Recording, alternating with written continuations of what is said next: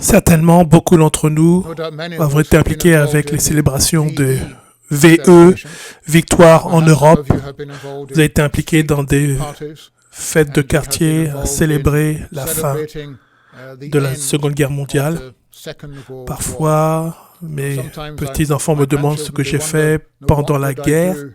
J'aimerais simplement que vous sachiez que je n'étais pas vivant pendant la guerre et donc par conséquent je n'ai rien fait de particulier. Il y a eu certainement beaucoup de sacrifices qui ont été faits par beaucoup de personnes pendant la guerre. Des sacrifices de tellement de personnes afin que la liberté puisse exister et continuer d'exister.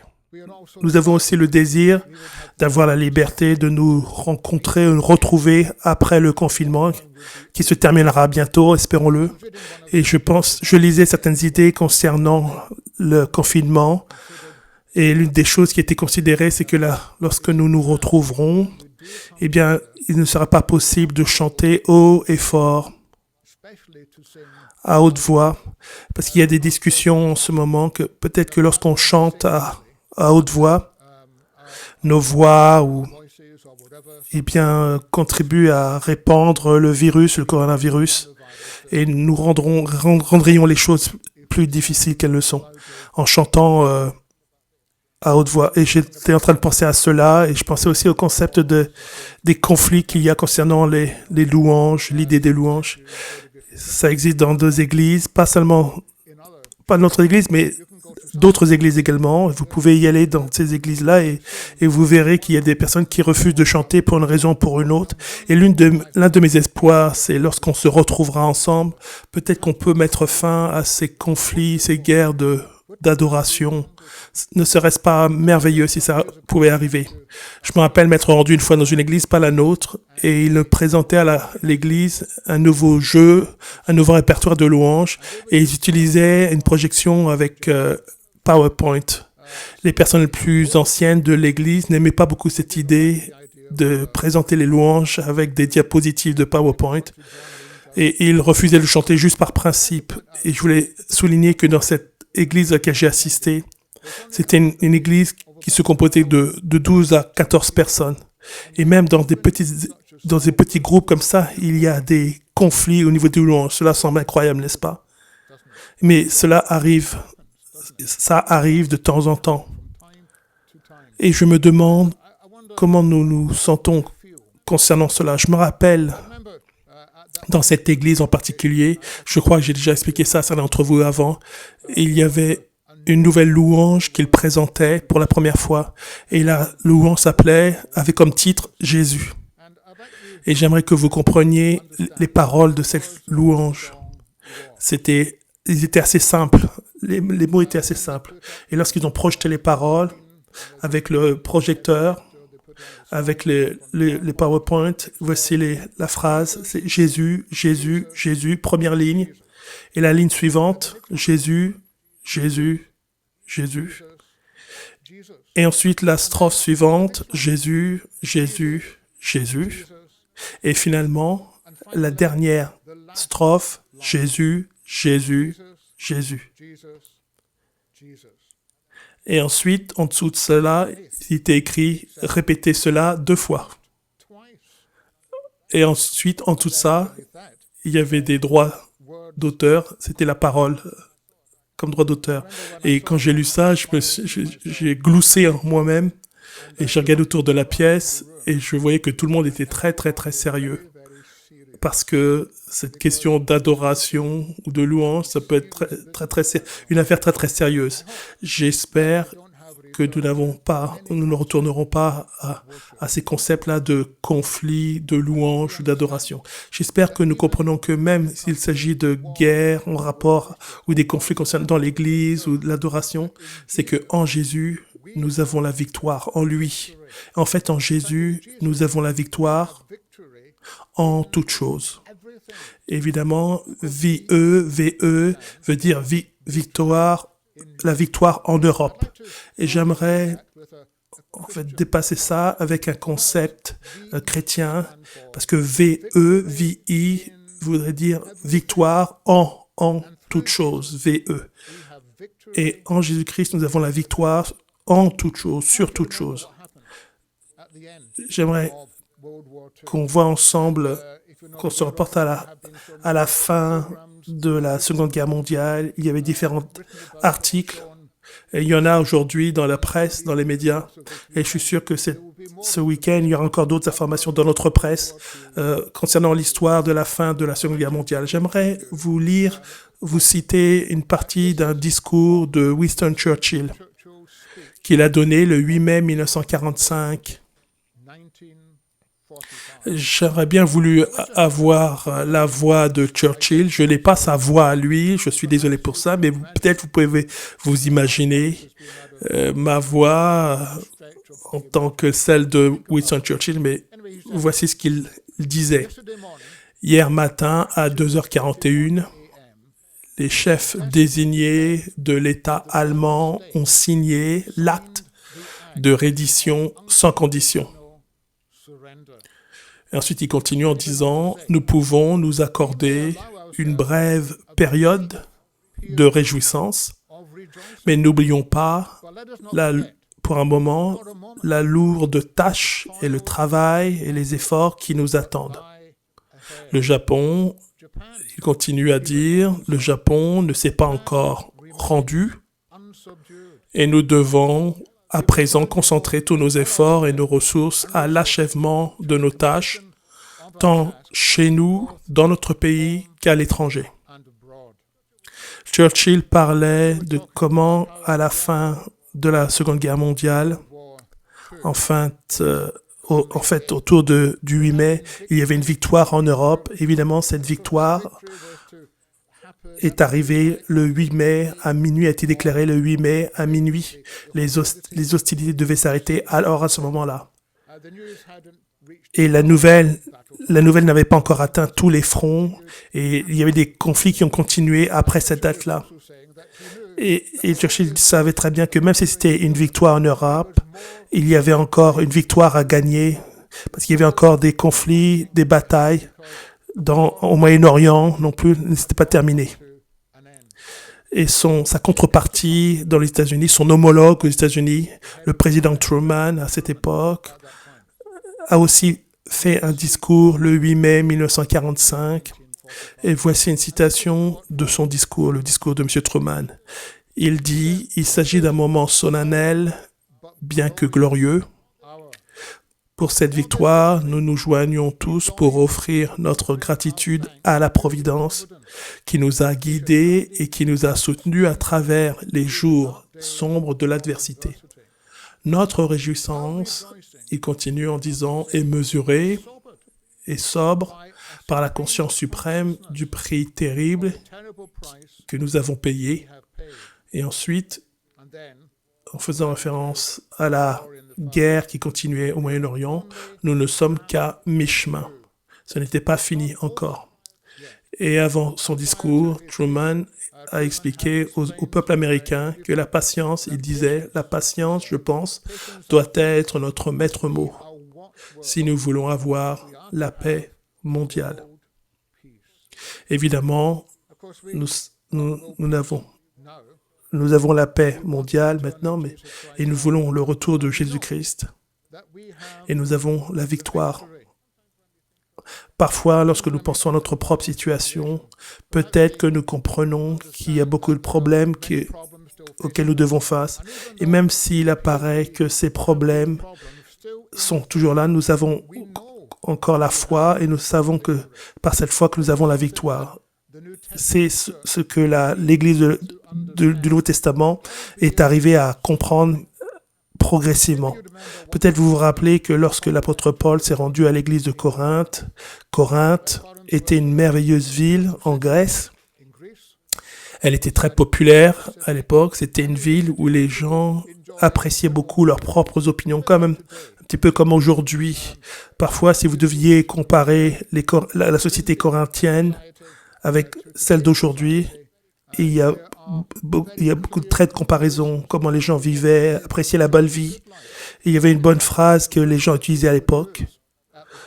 En parlant de Corinthe, l'ancien Corinthe, la phrase était de vivre comme un Corinthien. Cela voulait dire apprécier la belle vie et à un certain excès, de l'apprécier beaucoup trop. Et peut-être lorsque nous pensons à notre propre vie, nous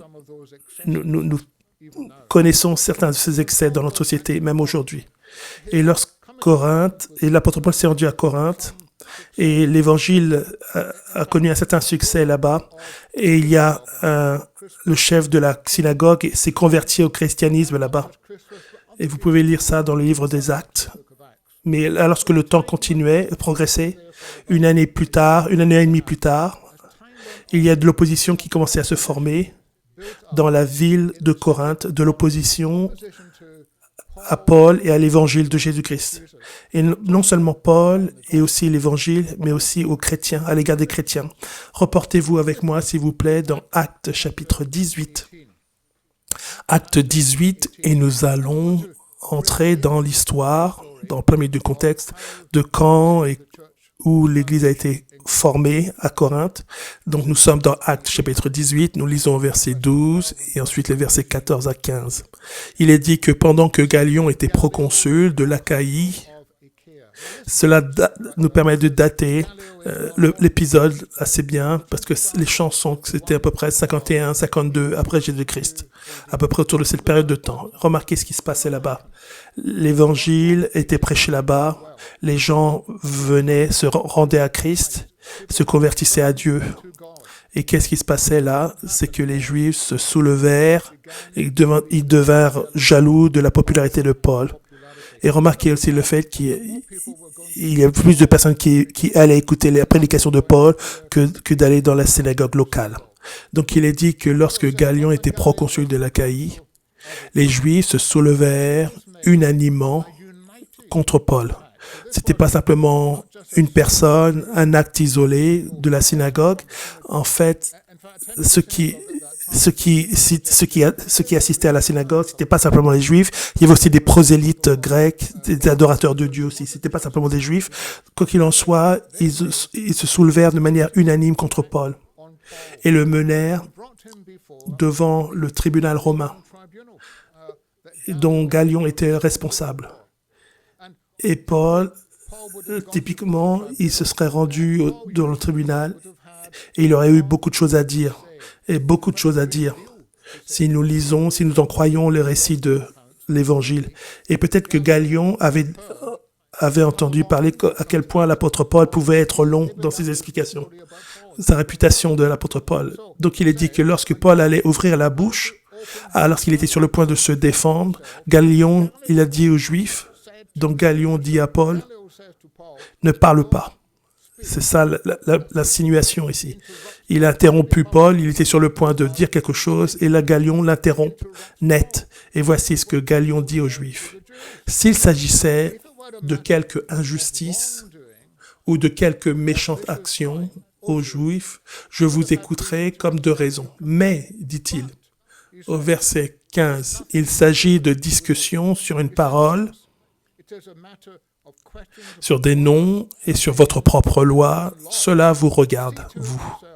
C'est quelque chose qui arriverait souvent dans la culture des Juifs à cette époque, à l'époque de Paul. Et en fait, ça se passerait souvent dans la culture du christianisme également à l'époque de Paul. Les gens discuteraient concernant les questions, des mots, toutes sortes de situations. Qu'est-ce que la loi veut dire? Comment elle devrait être appliquée? Et Galion dit que cela n'a rien à voir avec moi. Je refuse d'être le juge de ces choses-là. Je ne veux pas être juge de ces choses, dit-il. Je me demande si l'apôtre Paul écoutait et je me demande s'il a appris certaines choses de ce que Galion a dit. Peut-être que Paul a compris certaines choses concernant l'église de Corinthe. Vous savez, parfois, comme la société va, ainsi va l'église aussi. Comment la société se développe. Les problèmes que la société a, éventuellement, à un moment donné, se reflètent aussi dans nos églises, parfois. Et je me demande ce à quoi l'apôtre Paul pensait à ce moment-là. Parce que ce concept-là arrivait dans les synagogues où ils discutaient, ils arguaient concernant la loi. Et cela se passait certainement dans l'église à Corinthe aussi, où les gens discutaient, parlaient de détails. Continuons la suite dans Actes chapitre 18. Donc Galion dit, je ne vais pas être le juge de tout cela. Et ensuite, qu'est-ce qui s'est passé? Rappelez-vous ce que je vous ai dit. Il y avait un directeur de la synagogue qui s'appelait Christus, qui est devenu chrétien. Eh bien, ce Christus a été remplacé par quelqu'un d'autre, le directeur de la synagogue. Et cette personne, son remplaçant, s'appelle Sosthène. Sosthène. Et ensuite, tous se saisissant de Sosthène. Donc, certains commentateurs bibliques se demandent qui étaient tous. Est-ce que c'était les Juifs, les Romains, les Grecs? Peut-être c'est une combinaison de tout ça, nous ne savons pas trop. Mais ce que nous savons, c'est que tous, se saisissant de Sosthène, le chef de la synagogue, ils le battirent devant le tribunal, sans que Galion s'en mette en peine. Ce n'était pas de ses affaires, de son ressort. Il s'en moquait. Il n'avait rien à faire de cela. Et intéressant, dans 1 Corinthiens 1, verset 1, lorsque l'apôtre Paul s'adresse aux Corinthiens, il dit cela. Paul, appelé à être apôtre de Jésus-Christ par la volonté de Dieu, et le frère Sosthène, la même personne. Voici le lien entre 1 Corinthiens 1 et Acte 18. C'est le terme Sosthène. C'est celui qui a été saisi par, par le groupe, la foule, et qui a été battu. Est-ce qu'il était sur le point de se convertir? Est-ce qu'il était déjà devenu chrétien à ce moment-là?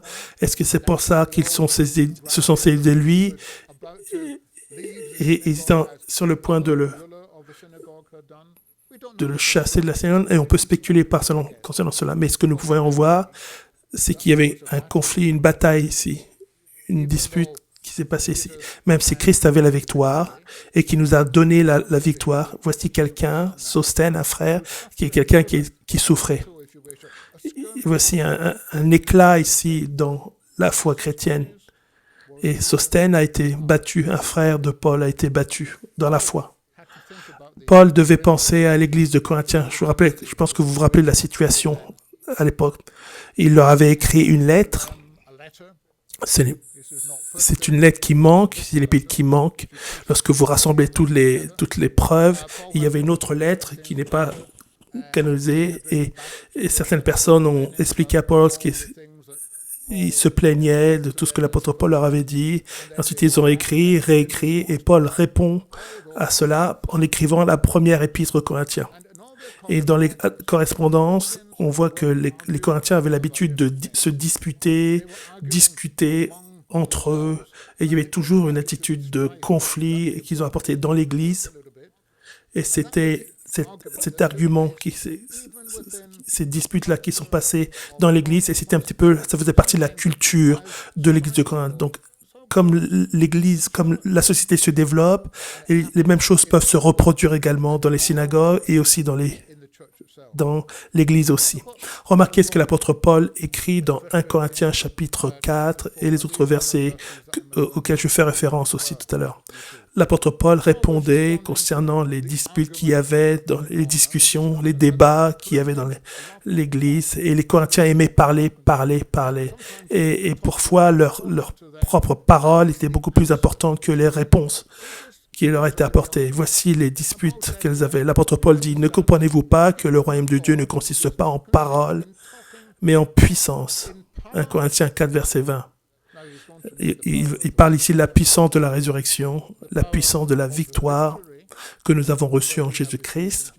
Et en fait, il continue en disant, verset 6, « C'est déjà certes un défaut chez vous que d'avoir des procès les uns avec les autres. » L'apôtre Paul disait, « Ne comprenez-vous pas que vos propres problèmes vous poursuivent, ne sont pas bons pour vous, et vous n'êtes pas en train de célébrer, vous ne pouvez pas célébrer en conséquence la victoire de Jésus-Christ. » Donc l'apôtre Paul explique à un moment donné dans le livre des Corinthiens, vers la fin du chapitre 15, ce merveilleux chapitre concernant la résurrection, il dit « Mais grâce soit rendue à Dieu. Voici ce à quoi vous devriez penser plutôt que de vous disputer les uns avec les autres. Mais grâce soit rendue à Dieu. Soyez lui reconnaissant qui nous donne la victoire par notre Seigneur Jésus-Christ. Paul était en train de dire, élevez-vous au-dessus de ces problèmes-là. Élevez-vous au-dessus de ces disputes, de ces désaccords. Levez-vous et hissez-vous au-dessus de ces batailles qui se passent dans les églises. À l'intérieur de l'église, célébrez la victoire que nous avons en Jésus-Christ. Évidemment, cela serait difficile pour les Corinthiens. C'est aussi peut-être dur pour nous aujourd'hui parce qu'on peut être tellement impliqué, tellement pris dans les choses quotidiennes de notre vie ou les choses dans l'Église d'une semaine à l'autre. On peut être tellement impliqué, tellement pris dans toutes les difficultés que nous avons et que nous aimons notre opinion à un tel point. C'est tout ce que nous voulons exprimer, c'est notre propre opinion. Et on ne prête pas attention à l'opinion des autres personnes. L'apôtre Paul dit, élevez-vous au-dessus de tout cela. Reportez-vous avec moi à une autre partie des Écritures de la Bible. Nous savons que nous avons la victoire en Jésus-Christ. Et pourtant, nous luttons encore. Nous avons des problèmes, parfois des problèmes à l'intérieur de l'Église, comme cela se passait chez les Corinthiens. Nous savons qu'il y a tellement de problèmes dans la société, dans le monde, et nous savons que nous attendons Jésus-Christ. Et même si bien que nous avons la victoire, nous ne la voyons pas vraiment dans sa plénitude. Il est dit dans Hébreux chapitre 2, versets 8 à 9 et versets 14 à 15. Il est dit, « Cependant, nous ne voyons pas pour le moment, pas encore maintenant, que toute chose lui soit soumise. » C'est tellement évident, n'est-ce pas? On regarde autour de nous et nous voyons et nous savons que le monde ne célèbre pas la victoire de Jésus-Christ. Nous savons qu'il n'a pas encore conquis le monde de la manière dont on pense qu'il devrait le faire. Nous voyons un monde qui est encore réduit à l'esclavage, un monde qui est encore captif à un certain moment, même si nous savons qu'en Jésus-Christ, nous avons la victoire dans toutes choses. L'auteur continue, poursuivant en disant, « Mais Jésus, nous le voyons couronné de gloire et d'honneur à cause de la mort qu'il a soufferte. Ainsi, par la grâce de Dieu, il a souffert la mort pour tous, afin que, par la mort, il rende impuissant celui qui avait la puissance de la mort, c'est-à-dire le diable. Ainsi, il délivre tous ceux qui, par crainte de la mort, étaient toute leur vie retenus dans la servitude. » Je regardais un programme télévisé l'autre jour, et les personnes discutaient à quel point ils avaient peur de la mort. Et c'est compréhensible. Les personnes ne comprennent pas ce qui se passe après la mort. Ce verset que nous venons de lire explique, que nous avons lu dans Hébreux, explique que Jésus est celui qui est le victorieux sur la mort et même sur la peur de la mort. Nous n'avons pas à craindre la mort. La peur de la mort n'a aucun pouvoir sur nous. En fait, la mort elle-même n'a aucun pouvoir sur notre salut. Le moment où nous mourrons ne détermine pas notre salut. C'est Jésus-Christ qui détermine notre salut. La mort n'est pas notre juge. Nous n'avons pas à craindre, à avoir peur, le moment, les temps et les circonstances où la mort se produit d'un point de vue spirituel. C'est ce dont l'auteur des Hébreux dit. Rappelez-vous ce qu'il est dit dans 1 Corinthiens 15, verset 54. L'apôtre Paul dit ceci. « Lorsque ce corps corruptible aura revêtu l'incorruptibilité et que ce corps mortel aura revêtu l'immortalité, alors s'accomplira la parole qui est écrite. La mort a été engloutie dans la victoire. » Et j'ai écrit pour vous, pour votre intérêt, le mot niké pour le mot victoire. Je pense que vous êtes assez familier aujourd'hui avec ce mot grec, niké, pour victoire. La mort a été engloutie dans la victoire. Nous n'avons pas besoin d'être inquiets concernant la crainte de la mort. Là encore, la mort n'a aucun pouvoir sur nous. Jésus est celui qui a le pouvoir sur nous, sur notre futur, sur notre avenir. Et il est la résurrection et la vie. Continuons maintenant avec une autre partie des versets. Considérons ce qu'il est dit dans le livre de 1 Jean. 1 Jean. Parfois, lorsque nous pensons à des choses dont nous avons peur, nous pensons à la victoire que nous avons en Jésus-Christ. Parfois, nous pouvons être confus que nous devons faire face à des batailles, que nous devons faire face à ces batailles tout seuls. Rappelons-nous que nous ne devons pas faire face à ces épreuves tout seuls dans notre vie. 1 Jean 4 dit ceci. Vous, petits enfants, et c'est une expression d'affection de la part de Paul, petits enfants de l'apôtre Jean plutôt. Il s'adresse à vous, à moi, maintenant, aujourd'hui. Petits enfants bien-aimés, vous, chacun d'entre vous, chacun qui est en train d'écouter à cela, vous êtes de Dieu. Et vous les avez vaincus. Nous participons dans tout ce que Jésus-Christ est. Nous participons dans sa crucifixion, dans sa résurrection, dans son ascension. Nous participons dans ses victoires, dans sa victoire. Et Jésus-Christ a vaincu pour nous. Et nous participons à sa victoire. Donc nous aussi, nous avons vaincu. Et donc il est dit dans 1 Jean 4, vous les avez vaincus en parlant des faux prophètes, concernant l'esprit de déception, de séduction. Parce que celui qui est en vous est plus grand. Voici Jésus. Celui qui est en vous est plus grand, à part le Saint-Esprit qui est en vous, est plus grand que celui qui est dans le monde.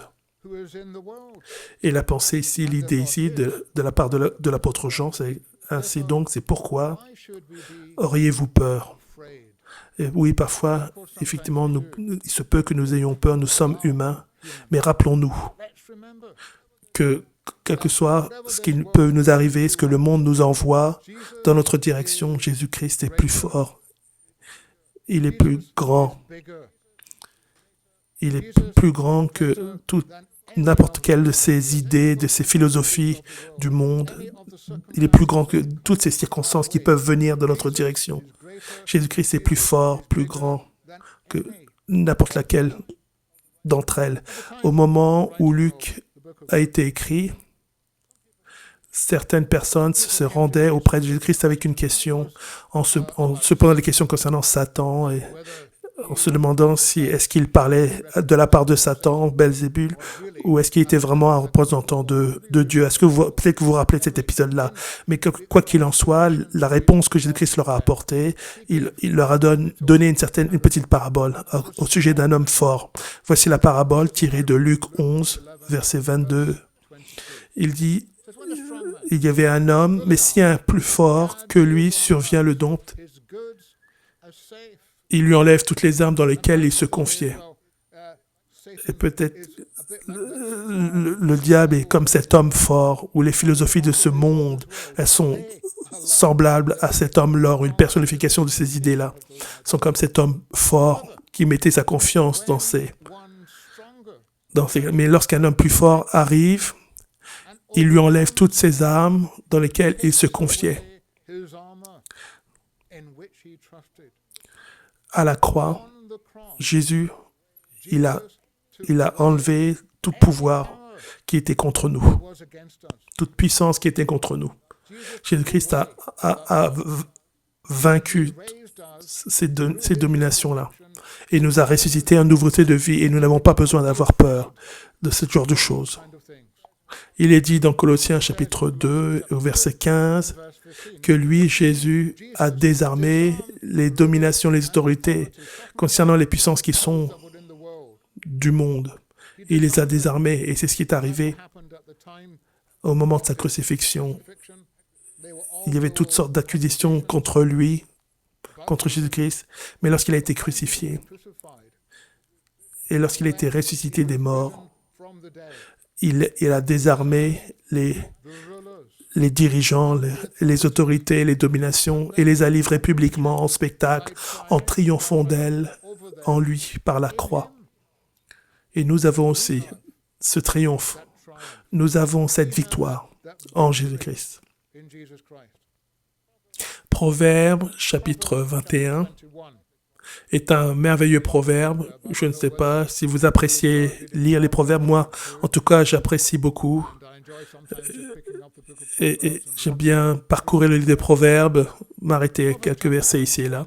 Lorsque proverbe, il est question d'un cheval qui est équipé pour la bataille. S'il vous plaît, je suis pas en train de dire, je suis en train de dire que n'importe qui d'entre nous, c'est comme un cheval, mais c'est une analogie. Mais quelque part, nous sommes un petit peu comme des chevaux, avec ces batailles qui continuent. La victoire est la nôtre, mais il y a encore des combats à mener. Le cheval est équipé pour le jour de la bataille. Et nous pouvons faire toutes sortes de choses, des choses que nous pouvons faire pour nous préparer nous-mêmes. Nous avons besoin du Seigneur pour nous préparer, pour nous équiper. Nous ne pouvons pas nous équiper nous-mêmes. Et le cheval est équipé pour le jour de la bataille. Mais la victoire, la délivrance appartient à l'Éternel. Cette pensée-là se retrouve à travers toute la Bible, dans le Nouveau Testament. Peut-être vous rappelez aussi de ce passage dans Éphésiens. L'apôtre Paul dit « Au reste, fortifiez-vous dans le Seigneur, et par sa force toute puissante, pas dans notre propre force, évidemment. Nous revêtons de toute l'armure de Dieu. Nous nous préparons par le Saint-Esprit. » Et Paul explique, il en parle davantage dans le livre d'Éphésiens. Vous pouvez le lire plus tard pour vous-même. Ne vous laissez pas vaincre par le mal, mais surmontez le mal par le bien, dans Romains, chapitre 12.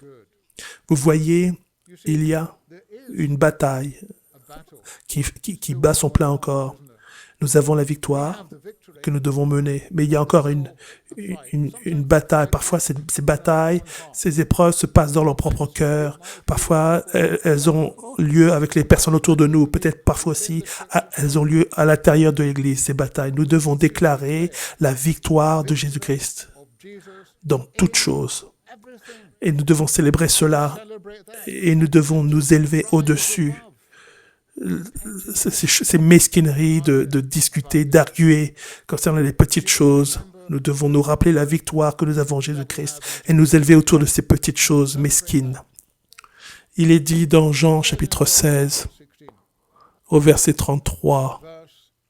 Je suis persuadé que nous connaissons ce verset très bien. Jean chapitre 16, et verset 33. Nous avons la victoire en Jésus-Christ. Nous n'avons pas besoin d'avoir peur de ce monde. Nous n'avons pas besoin d'être apeurés par rapport à la mort. Nous n'avons pas besoin d'avoir peur, même pas de la peur, de la crainte de la mort. Nous n'avons pas besoin d'être craintifs concernant toutes ces choses qui nous attaquent de différentes manières. Parce que nous nous tournons vers Jésus-Christ et nous célébrons sa victoire. Et son désir, sa volonté, c'est de nous apporter la paix.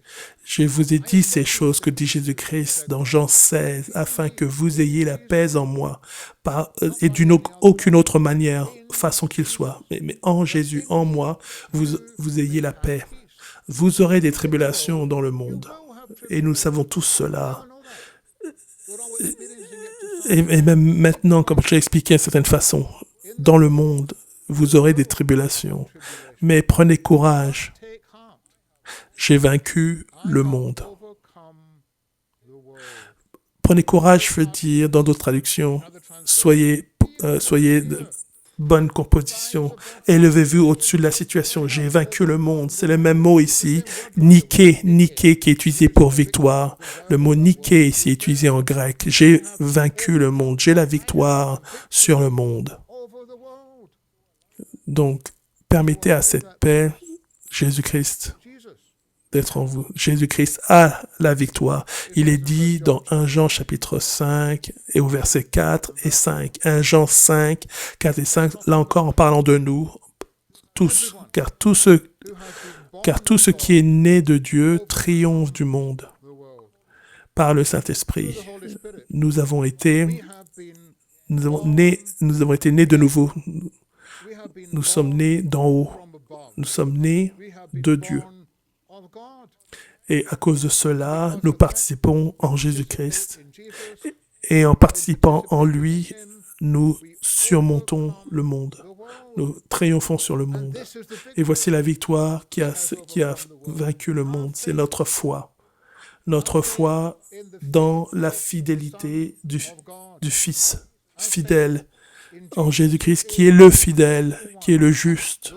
Qui est-il qui a triomphé du monde, si ce n'est celui qui croit que Jésus est le Fils de Dieu?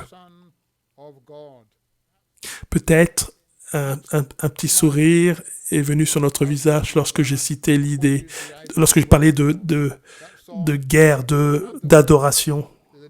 Concernant cette louange mentionnée 3 fois, Jésus, Jésus, Jésus. Parfois, les gens me posent des questions. Pourquoi je parle toujours de Jésus? Eh bien, la réponse est Jésus est le Fils de Dieu. Et nous qui croyons en lui, nous qui plaçons notre confiance en lui, nous qui avons engagé notre vie pour lui, il s'est engagé pour nous, il a engagé sa vie pour nous. Nous avons accepté son salut. Avec lui, nous triomphons du monde. Et nous sommes les seuls qui le faisons. Qui est celui qui a triomphé du monde, sinon celui qui croit que Jésus est le Fils de Dieu? Prêchons cela, vivons cela. Jésus est le Fils de Dieu. Ce sont des mots puissants de la part de l'apôtre Jean. Remarquez ici ce qu'il est dit. Voici la même personne qui a écrit ce que nous venons juste de lire dans 1 Jean. Nous voici dans Apocalypse chapitre 3, verset 12. Il adresse un message à l'Église ici, aux églises. Parfois, nous mélangeons un petit peu dans l'identité de ces églises, mais rappelez-nous ce qu'il était écrit ici. Jésus-Christ a vaincu le monde. Il a vaincu toutes choses. Et nous participons dans sa victoire. Et nous devenons les gens qui vainquons en lui. Nous sommes ceux qui avons vaincu en Jésus-Christ. Nous participons dans sa victoire. Celui qui vaincra, je ferai de lui une colonne dans le temple de mon Dieu. Apocalypse 3.12. Je pense à tous ceux qui écoutaient maintenant ce sermon aujourd'hui. Et peut-être que je connais la plupart d'entre vous, ou je ne connais pas la plupart d'entre vous. Je vous vois comme des piliers, des colonnes dans le temple de mon Dieu, de notre Dieu. Par Jésus-Christ, vous avez vaincu, surmonté. Et par Jésus-Christ, vous continuez de surmonter, de vaincre. Et par Jésus-Christ, vous avez cette promesse, cette vision d'être impliqué dans le futur, dans le temple spirituel de Dieu. Pas un temple physique, évidemment, fait par des mains d'hommes, mais le temple spirituel de Dieu. Celui qui vaincra, celui qui conquiert, je ferai de lui une colonne dans le temple de mon Dieu, il n'en sortira plus, j'ai créé sur lui ou sur elle le nom de mon Dieu et le nom de la ville de mon Dieu, de la nouvelle Jérusalem, qui descend du ciel, d'auprès de mon Dieu, des cieux, et mon nom nouveau. Quel passage merveilleux, n'est-ce pas? Ce passage parle de vaincre, surmonter, victoire, la victoire, et nous participons à la victoire de Jésus-Christ, même s'il y a encore des combats à mener, des escarmouches à mener. Nous partageons aussi la victoire. Ce n'est pas fini encore. Il y a encore des choses à faire en Jésus-Christ. Et il y a encore une vie à vivre. Et cette vie, c'est une vie de victoire en lui. Apocalypse encore.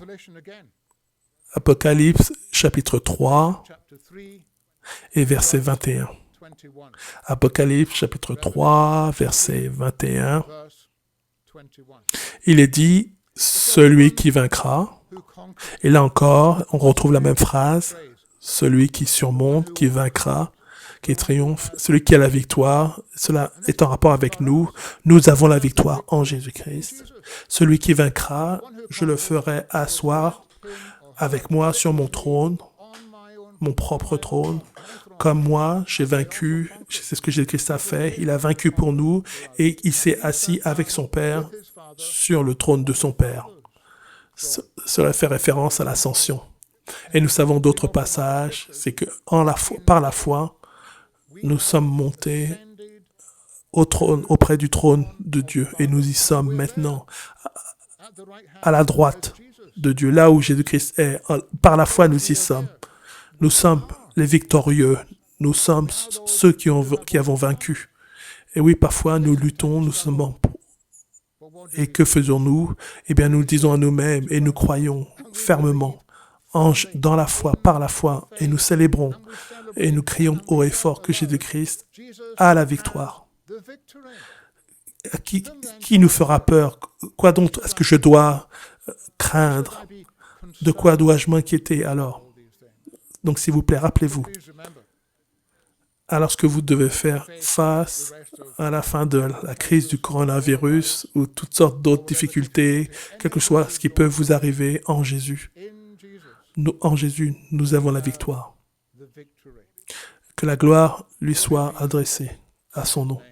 Je suis sûr qu'il y a beaucoup d'entre nous maintenant aimeraient chanter une louange et j'aurais bien voulu aussi qu'on puisse le faire, mais j'ai une idée. C'est peut-être que nous pourrions chanter une louange ensemble. Peut-être que vous pouvez vous joindre à moi. Mais je vais pas chanter la chanson, mais je vais mettre les paroles sur l'écran et j'espère que vous allez vous joindre à moi. Je vais chanter a cappella. Je me rappelle il y a longtemps, il y avait un sketch à la télé, je ne me rappelle pas qui c'était. Peut-être c'était Les Dawson. Peut-être c'était Beryl Reed. C'était un concept de l'église. Quelqu'un devait chanter et la personne a dit, je vais chanter a cappellogo.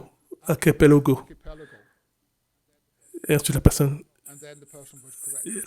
l'a repris et dit, c'est pas a cappello, c'est a cappello, tout simplement. J'espère que vous allez me pardonner si j'ai pas le bon mot, si j'ai pas le bon son, pas le bon tempo. J'espère que vous me pardonnerez, ou même pas la bonne vitesse ou registre. Dans l'intimité de vos pièces, là où vous êtes, j'espère que vous vous joindrez à moi. Eh bien, faisons un bruit joyeux ensemble. Nous allons chanter « Debout, Sainte Cohorte ». Peut-être vous vous rappelez des paroles « Debout, Sainte Cohorte, soldats du roi des rois ». Il s'agit de nous. Cela concerne la victoire que nous avons en Jésus-Christ. Donc, chantons ensemble. Si vous voulez vous mettre debout, s'il vous plaît, ne vous gênez pas. Mais moi, je ne peux pas parce que je risque de perturber tout le système sono ici. Mais si vous voulez rester assis, faites-le si vous voulez. Mais chantons ensemble et gardons le rythme ensemble. On continue. Et là, encore une fois, pardonnez-moi si je ne chante pas juste, ça n'a pas d'importance. Chantons et faisons un son agréable ensemble. Donc nous allons chanter « Debout, Sainte Cohorte ».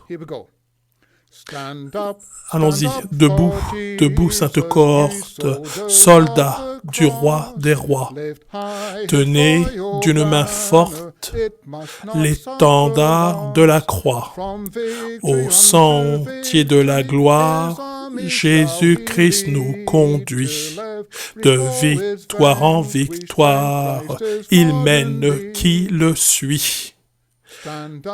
Debout pour la bataille, partez, n'hésitez plus, pour que nul ne défaille, regardez à Jésus, de l'armure invincible, soldats, revêtez-vous, le triomphe est possible pour qui lutte à genoux. Debout pour la bataille. Encore lutter jusqu'au matin. Déjà brille l'aurore à l'horizon lointain. Bientôt jetons nos armes aux pieds du roi des rois. Les chants après les larmes, le trône après la croix. Merci. Merci pour vous être joints à moi en chantant. J'espère que vous avez chanté aussi. Nous avons un merveilleux Seigneur, Jésus, c'est son nom. Et en lui, nous avons la victoire. Prions ensemble. Cette prière est issue de 1 Chronique, chapitre 29. Béni sois-tu d'éternité en éternité éternelle, notre Père. À toi, Éternel, la grandeur, la force et la magnificence,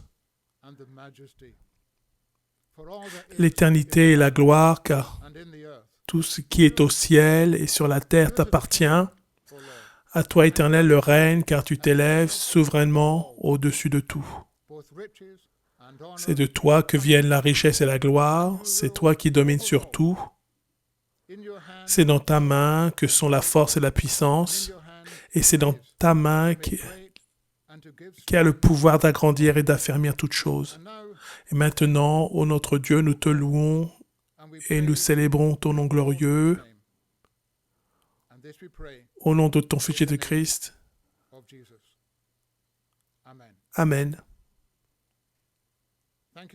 Merci une fois de plus de vous être joints à moi et d'avoir chanté avec moi si vous avez été capable de le faire. Sinon, ce n'est pas grave. Rappelons-nous une fois de plus que nous avons un merveilleux sauveur. Son nom est Jésus. Et en lui, nous avons la victoire. Que Dieu soit avec vous.